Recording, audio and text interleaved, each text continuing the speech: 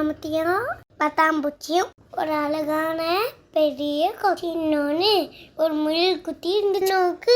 புது விஷயம் கற்றுக்கிறதுனா ரொம்ப ரொம்ப பிடிக்குமா. ஒரு நாள் காலையில் ஆத்தங்கரையில் விளாண்டிட்டு இருக்கும்போது முதற்குள்ளே என்னமோ மின்னுச்சான். சின்ன ஓடி போய் பார்த்தப்போ அங்கே கோல்டு கலரில் பெரிய முட்டை இருந்துச்சும். அடடா, இது என்ன வித்தியாசமான ஒரு முட்டையா இருக்கே, இது என்ன முட்டையா இருக்கும் அப்படின்னு யோசிச்சுக்கிட்டே இருந்துச்சோம். அந்த முட்டையை தலையை ஊத்துட்டு போக சின்னக்கு மனசே இல்லையா. அந்த முட்டைக்கு பாதுகாப்பா இலையெல்லாம் பறிச்சுட்டு வந்து முட்டை மேல வச்சுச்சோம். முட்டைக்கு பாதுகாப்பா அங்கேயே உட்காந்து இருந்துச்சோம். கொஞ்ச நேரத்துக்கு அப்புறம் எனக்கு கொடுங்கு வந்து சின்ன இது போய் நம்ம விட்டுலாமா அப்படின்னு சொன்னிச்சோம். அதுக்கு நிறைய கேரட் கிடைக்கும்னு சொன்னிச்சோம். ஆனா சின்ன அதில் ஒரு உயிர் இருக்குன்னு சொல்லிடுச்சோம். அந்த உயிர் பத்திரமா வரணும்னு வேணான்னு சொல்லிடுச்சோம். திடீர்னு அந்த முட்டை கொஞ்சம் கொஞ்சமா செஞ்சிச்சோம். இன்னும் அதை ஆர்வமா பார்த்துட்டு இருக்கும்போது முட்டை மெதுவா உடஞ்சி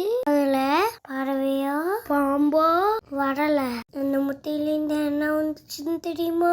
ரெயின்போ கலர்ல அழகான பத்தாம்பூச்சி வந்துச்சோம்.